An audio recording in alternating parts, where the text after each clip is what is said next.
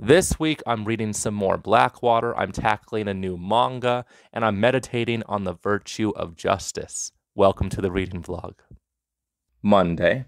So we're talking about justice this week, and I don't think you could talk about justice without talking about mercy. Justice and mercy exist in this dichotomy. When somebody wrongs you, and they are given a punishment equal to that wrong, that is justice. We're all square, an eye for an eye, a tooth for a tooth, you know how it works. Mercy is when somebody wrongs you, and they are spared that punishment. Hopefully they are spared that punishment in service of a greater good. Hopefully they grow from this mercy, and they are able to do more good as a result of not receiving that justice. And honestly, I have a hard time navigating this dichotomy. I don't know when it's best to choose either justice or mercy. I've seen it play out thousands of times throughout my life. Somebody does something wrong and they receive justice or mercy, and maybe it was the wrong decision at that time. I'm going to try to make this point as clear as I can, so I'm going to use an example from my past to illustrate my point that I'm going to make. Hopefully it's not oversharing and hopefully it's not too convoluted. The lion's share of trauma and evil I experienced growing up is because of two individuals. They're responsible for a lot of the pain I had growing up. And sure, that pain led to me becoming a better person, but it's still there. One of these individuals received justice. They received a punishment for what happened to me, and they are still dealing with the repercussions of that justice. But in my experience, justice always comes with a little bit of guilt. This individual wronged me. They were found out, they were punished, and they dealt with those repercussions, and I felt guilty. Even though I was the wronged party, I felt guilty because someone was experiencing pain and discomfort because of what they did to me. It's a twisted thing. That's why a lot of abuse victims feel guilt when the people that abused them are found out and punished, because it does not feel good to hurt people. It's hard to be an empathetic individual and to see someone punished, even if it's for the right reasons. Mercy, on the other hand, does not come with guilt. Mercy is coupled with anxiety. This individual that received mercy for what they did to me, they are still a thorn in my side more than 15 years later. And they will always be a thorn in my side. And I think it's always going to bug me because they wronged me, and they perhaps weren't punished the way they should have, and their life turned out a certain way, and I feel anxiety about that because this person hurt me, and they could possibly hurt me again in the future. There's anxiety that goes along with mercy. You sleep better at night because you didn't wrong somebody, like you didn't do an eye for an eye. You gave them mercy, but there's anxiety because they could always hurt you again. It reminds me of Robert Greene's 48 Laws of Power, and law number 15 states, destroy your enemies completely. The worst thing you could do as someone that wants to maintain your power, that wants to maintain your safety, is to have an enemy, dispatch them, but not destroy them. Let them fight another day. Give them an opportunity to hurt you again in the future. So I'm not sure what was the best decision. Was it justice or was it mercy?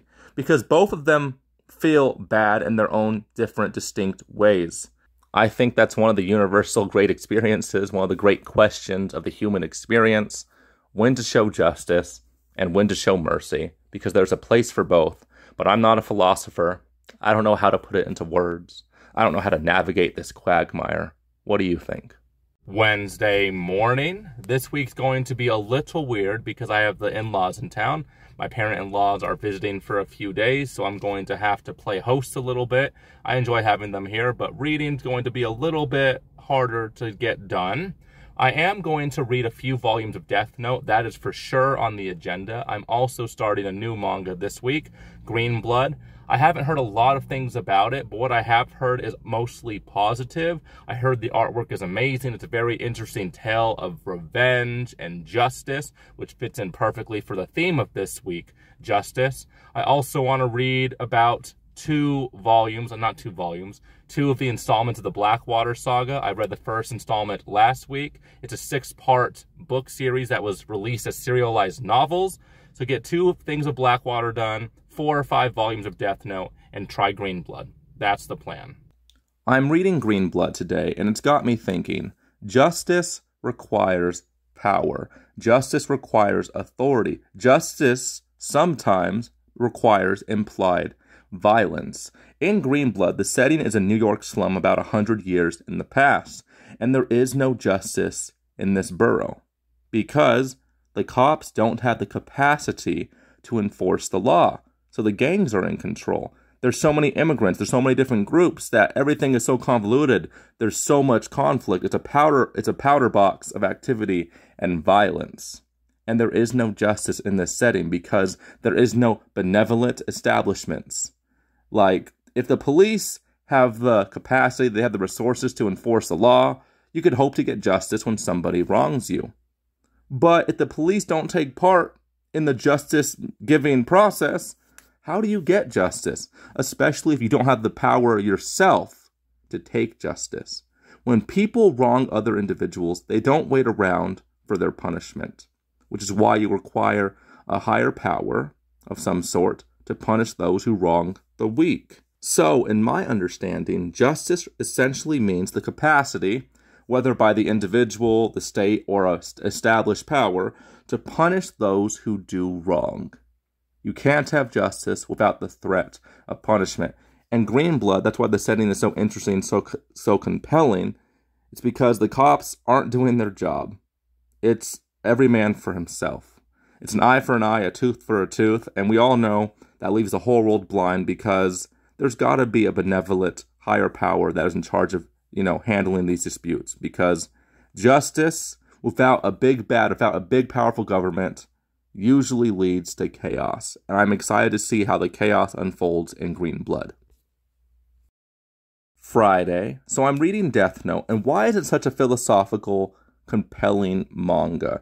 Our protagonist, Light, has a god complex. He has a notebook that if he writes an individual's name in it, they die. And he wants to make the world a better place. He wants to kill all the evil people in the world and bring in a utopia where he is the god of this new world. So the big question is, do the ends justify the means?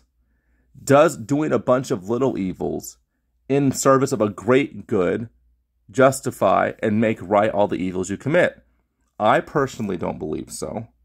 I'm not a big fan of utilitarianism, the idea that the best thing you can do is the thing that benefits the most individuals, because I don't believe you can do an evil and not pay the price. You always have to pay the piper. You can't do things without a consequence. And most of the evil in this world, most of the injustice in this world, is from trying to avoid the consequences of misdeeds. But maybe that's just my religious thinking. Maybe that's just me appealing to some sort of concept of cosmic justice. But I don't believe that the ends justify the means. I think most of the great evils in the world, especially of the last 150 years, were in service of the pursuit of a great justice, of a great future that just required, the blood of millions of individuals, a bunch of wrongs to make the great right. And I don't think the greater good is going to be given to us as a people, as a human race, by doing a bunch of evils. But I don't know. What do you think? Saturday, early afternoon. I'm stranded in St. George because I learned that I can't use a Tesla supercharging station for my car.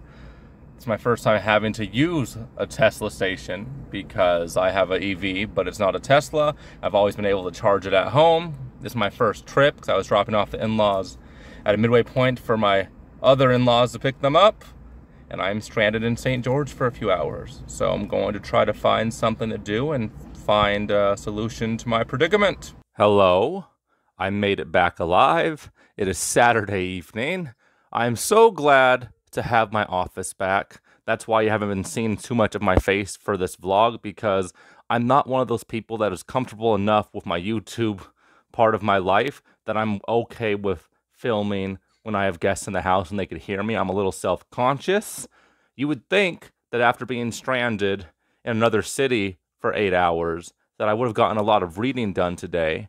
Unfortunately, that is not the case because I'm not one of those individuals that could read when everything around me is falling apart. Some people can read while they are immersed in chaos, but I need to have a nice, quiet place. I did walk around Barnes & Nobles for like 3 hours in St. George, got some good ideas for books I'm going to tackle in the future, so that's an exciting, productive part of the day.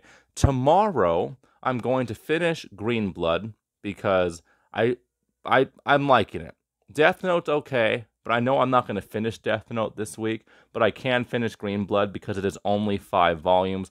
I'm loving this story of justice, revenge, escaping out of the slums in New York City. I love a good gang story. So yes, Green Blood will be finished tomorrow. Oh yeah, I almost forgot. I finished book 2 of Blackwater, so 2 out of 6 volumes complete. Mary Love Kasky is perhaps one of my favorite matriarch figures I've read in fiction, and I've read a lot of them. Mary Love Kasky rules the Kasky family with an iron fist. She is the most powerful person in Perdido, Alabama, despite being a woman, despite being unmarried, or a widow. She is able to control what happens in her town. And watching her pull the strings behind everything that is happening, being the puppet master of this town, is pretty dang cool. She is a powerful leader, but she is not a just leader on the theme of justice. Why is she not a just leader? Because no one could hold her accountable. Justice requires force or the threat of force. Justice requires power and coercion to keep things in check. Because when there's no one to keep you in check, when there's no one to keep something in check, there can never be true justice. Because justice requires consequences for those that wrong others. Though I do find Mary Love Kasky to be a very compelling character, she definitely makes sure that she does not get her just deserves and that things very much end up turning out in her favor. Hello, hello. Sunday. What a nice, calming day to end a very hectic week. The final page count for this week, 120 pages of Blackwater, 5 volumes of manga, 49 chapters in those 5 volumes. I finished the second installment of Blackwater, part 2 of 6, complete. I can't wait to finish it. Blackwater really is the front runner for the best book I've read this year so far. I'm kind of bummed to see this journey get even nearer to an end, even though I'm only a third of the way through. I finished Green Blood today. The artwork was stunning. The action scenes were interesting and a lot of fun. The big bad was compelling. It was a pretty good big bad, if I do say so myself. I will say the characters felt a little wooden, and the plot wasn't that special. It left a lot to be desired, and the plot seemed a little hollow at the end. Though I will say the epilogue, the falling action of this manga, did hit me in the feels. Green Blood, it was good, but probably the most forgettable manga I've read this year because I've read a lot of great stories in the manga department. Green Blood, I would rate a little bit above the one-shots that I read because it's very hard to compare one-shots to full series of manga. But yeah, Green Blood, just okay. But it was a fun time. I do not regret it. Justice, the theme of this week, was prevalent in both of these reads, both of these main focuses. It was also prevalent in Death Note. I didn't quite read an entire volume of Death Note, but I did read several chapters. And I look forward to finishing Death Note, if not next week, the week after that. That way you won't have to hear me talk about it anymore because I've been trying to read Death Note for several months now, and it's only like 12 volumes. So I'll get it done. I'll get it done soon, get a review video made of it. That way Death Note will be in the rearview mirror. This week, despite the fact that I got stranded in St. George for an entire day, and I had house guests, which made it very difficult to film for the vlog, and I had trouble focusing on my reads because I'm not one of those individuals that could read when everything around me is chaotic. I need peace. I need quiet to read. I think next week is looking great. I think I'm very optimistic for how the reads are going to go next week, and we'll see what the stories have in store for me. Thank you guys for watching, and I'll talk to you guys next time.